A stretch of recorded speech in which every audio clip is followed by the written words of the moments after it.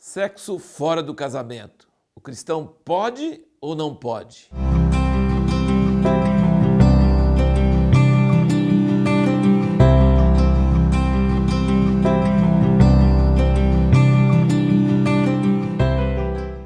Em primeiro lugar, quero expressar minha tremenda tristeza em ter que falar sobre esse assunto, porque não deveria ser necessário. É muito óbvio a resposta, mas hoje não está tão óbvia. Não sei se é porque as pessoas não leem a Bíblia ou se é porque as pessoas interpretam a Bíblia de uma forma diferente, dizendo, não, isso aí era coisa do passado, agora nós estamos na graça, tudo é lícito, nem tudo convém. É muito triste ter que falar sobre isso, mas infelizmente nas igrejas, entre os jovens, e não só entre os jovens, entre até pessoas no ministério, a gente ouve muitos casos, pessoas na música, na equipe de música, pastores. Nós ouvimos em muitos lugares que as pessoas continuam adorando a Deus, continuam ministrando e vivendo em pecado nessa área de suas vidas. E eu quero, então, tem que ser breve, eu quero lembrar você que eu não sou autoridade final em nenhum desses assuntos, que não estou querendo esgotar o assunto, que existem muitos lados e muitos aspectos, mas eu queria pelo menos fazer uma contribuição para o seu entendimento, para você entender o que a Bíblia diz sobre o sexo e como que o cristão que está na graça, está no Senhor Jesus, na nova aliança, como ele deve se portar, como a palavra nos orienta a nos portarmos. Então, em primeiro lugar, vamos entender o que é a origem do sexo. A origem do sexo é Gênesis 2 e versículo 21. Então o Senhor Deus fez cair um sono pesado sobre o homem, este adormeceu, tomou-lhe então uma das costelas, fechou a carne em seu lugar. Da costela que o Senhor Deus lhe tomara, formou a mulher e a trouxe ao homem. Então disse o homem, esta é agora osso dos meus ossos e carne da minha carne, ela será chamada varoa, porquanto do varão foi tomada. Portanto, deixará o homem a seu pai e a sua mãe, e unir-se-á a sua mulher, e serão uma só carne. E ambos estavam nus, o homem e sua mulher, e não se envergonhavam. Preste bem atenção, quem criou o sexo foi Deus. Logo, o sexo é bom, santo, certo, correto, coisa maravilhosa. Daí nós vamos para Mateus 19, Nós vamos para Mateus 19, quando Deus em carne estava na terra, Jesus estava na terra, e o que Jesus fala sobre isso? Nós não vamos tratar aqui sobre o assunto de divórcio, era uma pergunta para ele sobre o divórcio, e o capítulo 19, versículo 4, ele diz, respondeu-lhe Jesus, não tendes lido que o Criador os fez desde o princípio, homem e mulher? E que ordenou, por isso deixará o homem pai e mãe e unir-se à sua mulher, e serão os dois uma só carne? Assim já não são mais dois, mas uma só carne. Portanto, o que Deus ajuntou, não separe o homem. Essa é a palavra de Jesus, Deus em carne, aqui na terra, sobre esse assunto. Com essa frase, o que ele está dizendo? Poligamia, um homem com várias mulheres, não é de Deus. Não é o plano de Deus. Um homem e uma mulher unidos pelo ato sexual se formam uma só carne. O que Deus ajuntou, então o ato sexual tem a presença de um terceiro, tem um homem, uma mulher e Deus. E Deus ajuntou, não separe o homem. Então Jesus está dizendo isso sobre o sexo. E aí nós vemos Paulo falando sobre o casamento aqui em Efésios. Olha que coisa interessante. Eu quero que você, talvez assim, você entenda alguma coisa que você não entendeu até hoje sobre o sexo, sobre o casamento. Eu espero que Deus ilumine a sua mente, que você consiga entender alguns dos princípios por trás, e não só a regra, mas os princípios de Deus por trás da regra. Ele diz no capítulo 5 de Efésios, versículo 25, vós, maridos, amai as vossas mulheres, como também Cristo amou a igreja. Então ele está comparando os maridos e as mulheres e Cristo e a igreja. Depois no versículo 28 ele diz, assim devem os maridos amar suas próprias mulheres como a seus próprios corpos. Quando você ama, quem ama a sua mulher, ama-se a si mesmo. Pois nunca ninguém aborreceu a sua própria carne, antes a nutre e preza, como também Cristo a igreja. Como que você pode bater na mulher, você está batendo no seu próprio corpo. Como você pode ter violência com a esposa? Não pode. Faz parte do seu próprio corpo, ele está dizendo aqui. Porque somos membros do seu corpo. Por isso, deixará o homem a seu pai e sua mãe e se unirá à sua mulher. Como que se unirá à sua mulher? Sexualmente. E serão os dois uma só carne. Então nós vemos isso 3 vezes, né? No início da Bíblia, no meio da Bíblia e agora mais para o fim da Bíblia. Nós vemos Deus falando, nós vemos Jesus falando e nós vemos Paulo falando. Grande este mistério, mas eu falo em referência a Cristo e a igreja. Então Paulo está falando sobre o casamento e sobre a união sexual e ele fala, grande esse mistério.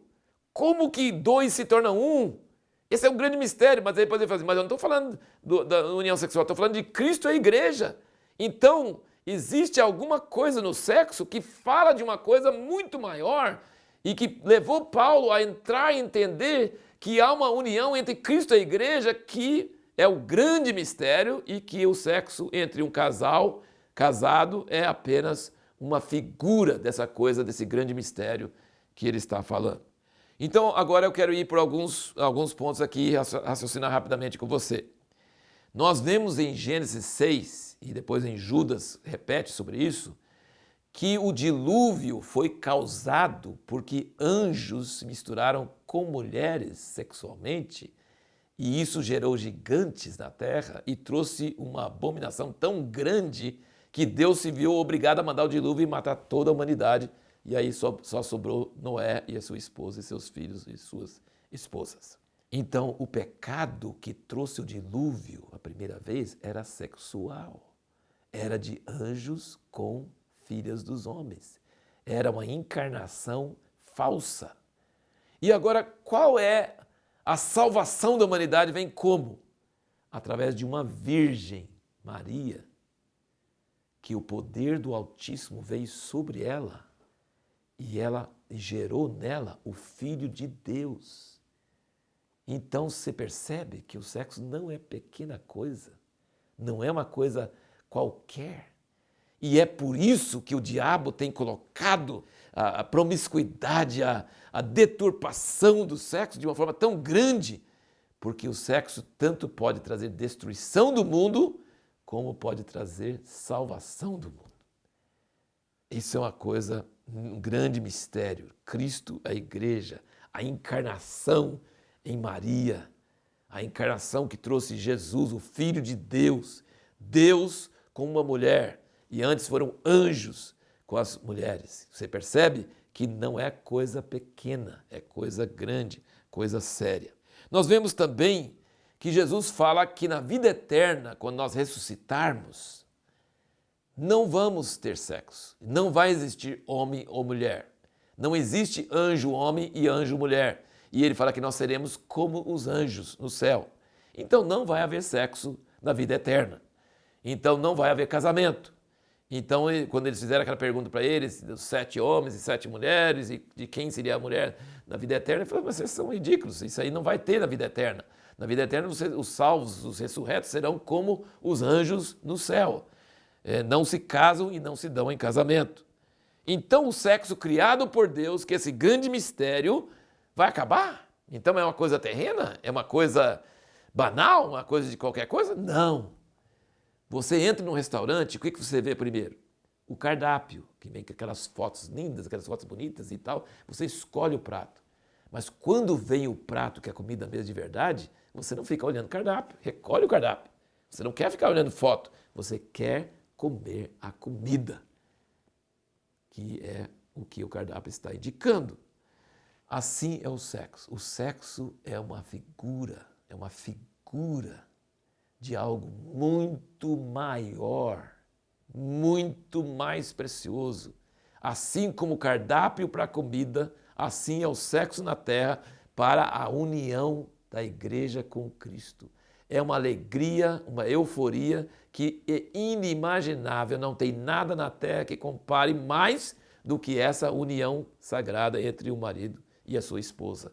Essa alegria que vem pelo sexo. Mas ela é fraca, ela é um cardápio em comparação com a alegria que vem com a união de Cristo com a igreja. Ele fala, todas as coisas terrenas falam de uma coisa celestial. Uma unidade entre todos os salvos, uns com os outros, e com Cristo e com Deus. Não tem palavras para expressar isso, e nós nunca vamos sentir falta do sexo na vida eterna, porque nós vamos estar com a substância, com a realidade disso. Outra coisa que eu quero mostrar aqui agora é sobre a família. A família é a instituição humana mais parecida com o céu. A Bíblia tem muitos lugares que falam com isso. O pai, aqui Efésios mesmo, está pertinho aqui, né? Fala assim no capítulo 3, versículo 14. Por essa razão dobro os meus joelhos perante o Pai, do qual toda a família nos céus e na terra toma o nome.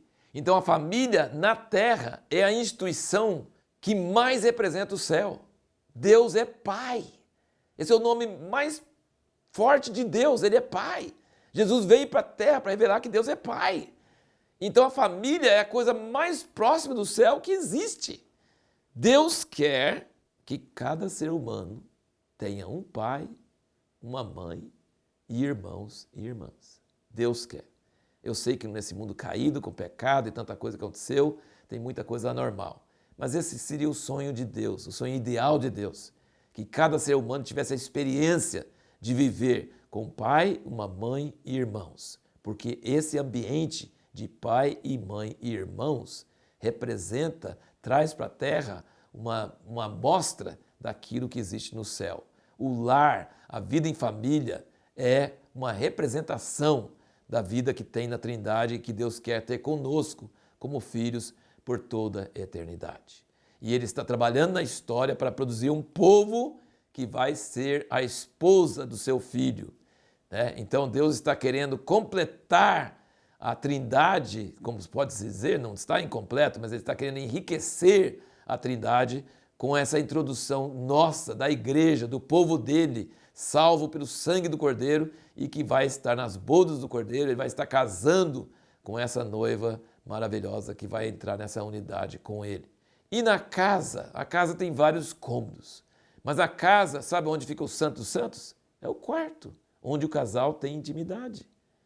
Isso é o Santo dos Santos, é o que vai trazer esse ambiente de unidade, quando o marido e a esposa são uma só carne, quando são unidos, então isso traz segurança, amor, paz e alegria para todos os filhos, para todo o ambiente da casa. Então nós vemos aqui em Hebreus 13, ele fala um versículo curto, mas é um versículo muito importante, versículo 4, ele diz: honrado seja entre todos o matrimônio, porque já estava surgindo movimentos proibindo o casamento. E inclusive na Bíblia diz que esses espíritos que proíbem o casamento não são de Deus, não é de Deus, né? Coisa que proíbe casamento. Diz que é mais santo não ser casado, não é a mesma coisa. Claro que tem pessoas chamadas por Deus, dedicadas por Deus. Jesus mesmo disse que são eunucos chamados para isso.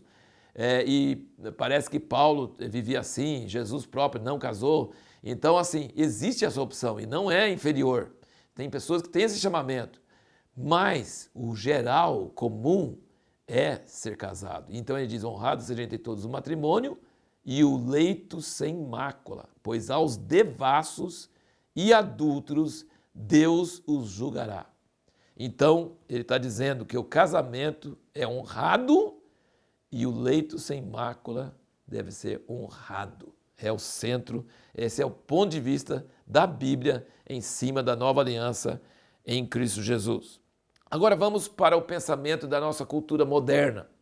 Vamos pensar um pouquinho sobre isso. O mundo moderno, pelos filmes, pela internet, por tudo que você pode imaginar, desde a criancice, estão enchendo a cabeça das pessoas de que o sexo é apenas mais um processo biológico sem maiores consequências. Quer dizer, se sente bem, faz. Se não sente bem, não faz. Faz com esse, faz com aquele, faz com aquela, de qualquer jeito. É como se fosse alimentação. Você gosta de tal comida, come. Se não gosta, não come.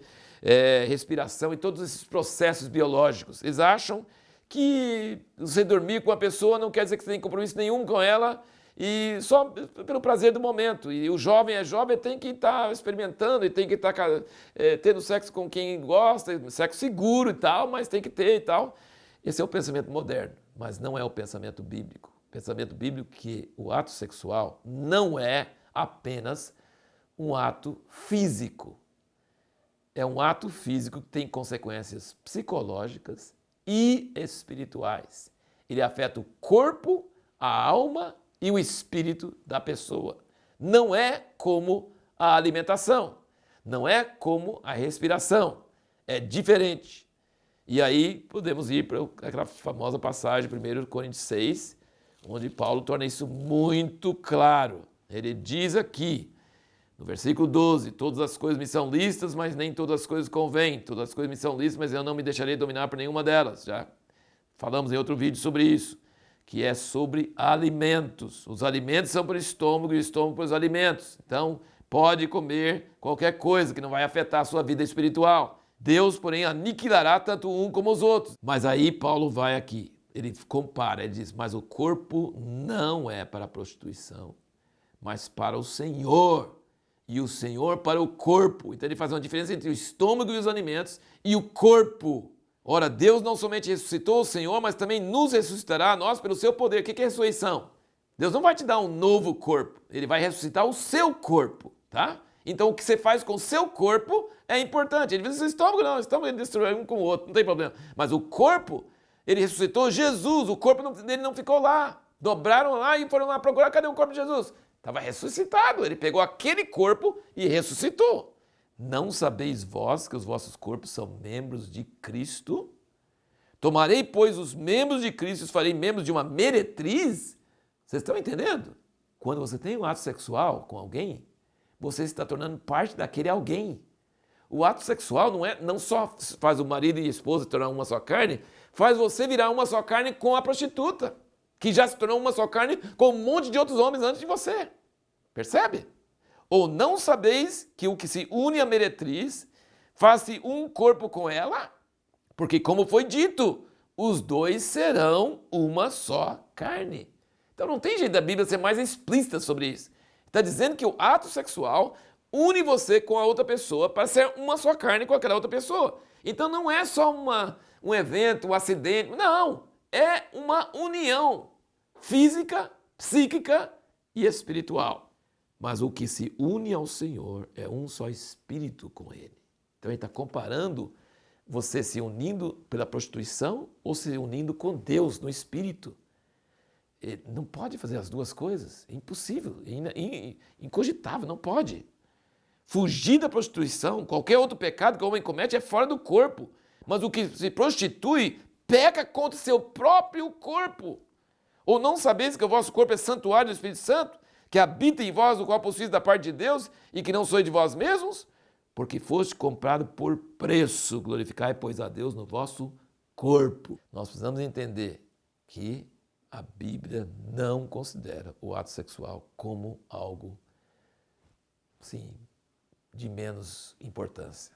É uma coisa seríssima, é uma coisa que nós temos que ter temor de Deus.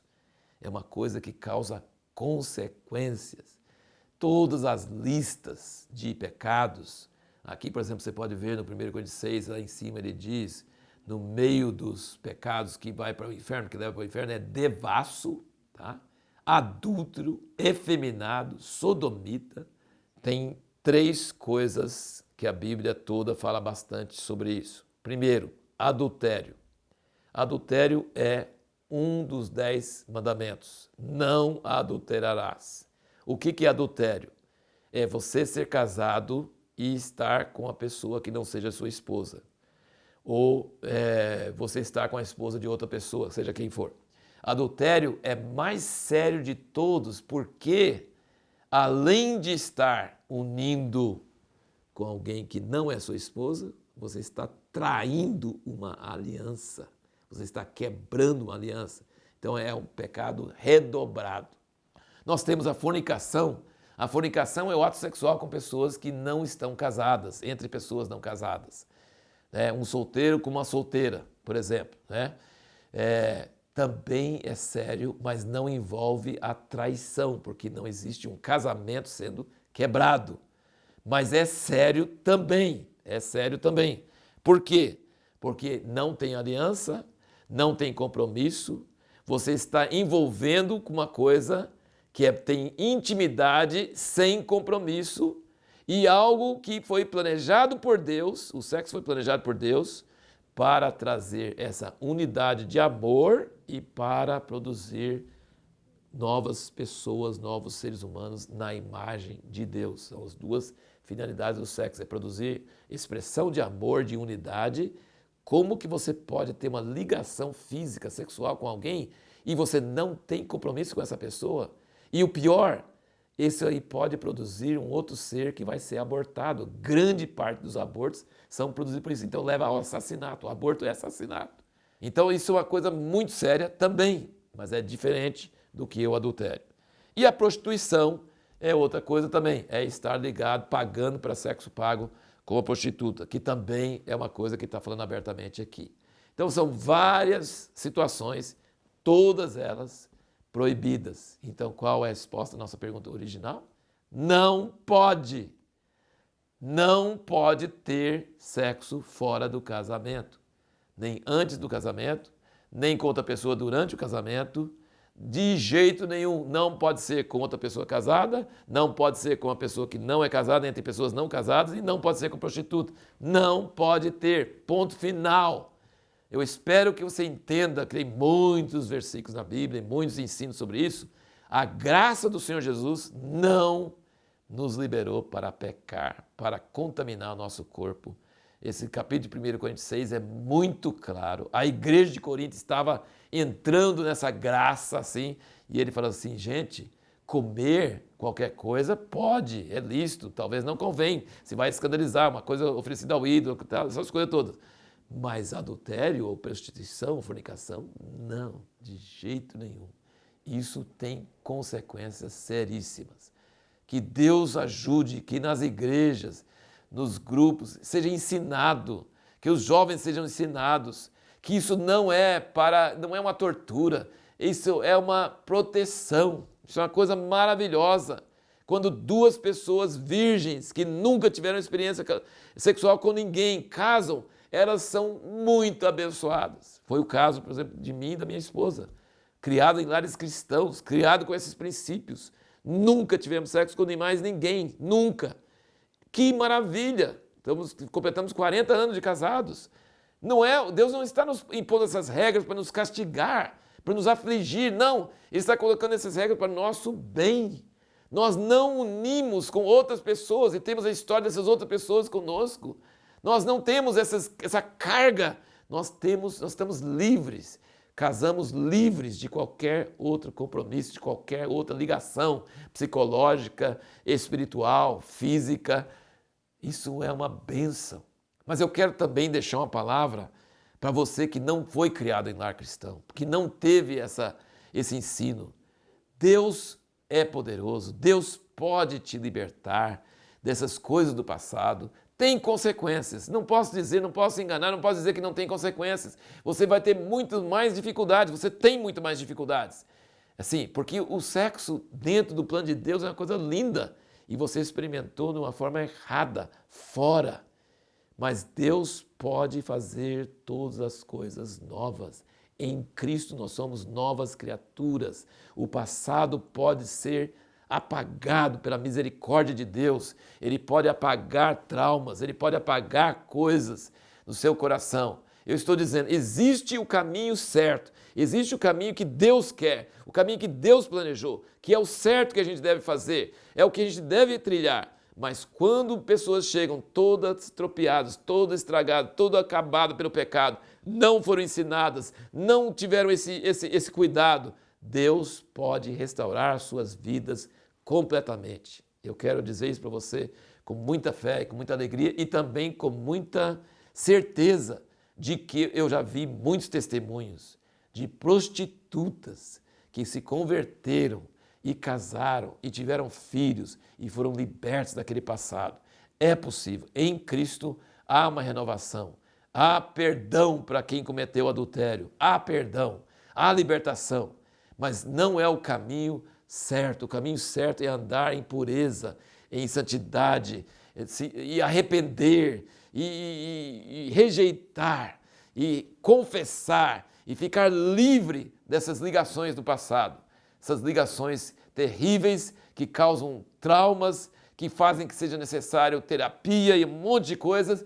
Deus quer libertar, Ele pode libertar. E o ideal é que nós criemos pessoas dentro desse padrão, desse alvo de Deus. E as pessoas do mundo hoje acham que é impossível, acham que não é possível, que é antinatural. Imagina, é uma coisa que Deus planejou desde o princípio. O mundo moderno não mudou nada disso. A palavra de Deus permanece para sempre e Ele quer formar famílias saudáveis, famílias maravilhosas, famílias baseadas em fidelidade, em pureza, em aliança e em abnegação, né? Em abnegação, em domínio próprio, em não ser dominado pelas paixões da carne, mas estar cheio do Espírito Santo, gozando o poder do Espírito Santo, a alegria do Espírito Santo e podendo viver da forma que Deus quer que a gente vive. Que Deus te abençoe, mesmo no casamento, que você considere o sexo como algo santo e não seja dominado por desejos fortes e exagerados, que você tenha essa admiração, essa reverência diante de Deus por esse presente que Ele deu, mas para guardar isso em temor do Senhor, em domínio próprio, em pureza, e isso vai trazer cada vez mais alegria e satisfação no seu casamento e na sua família. Que Deus te abençoe e te guarde.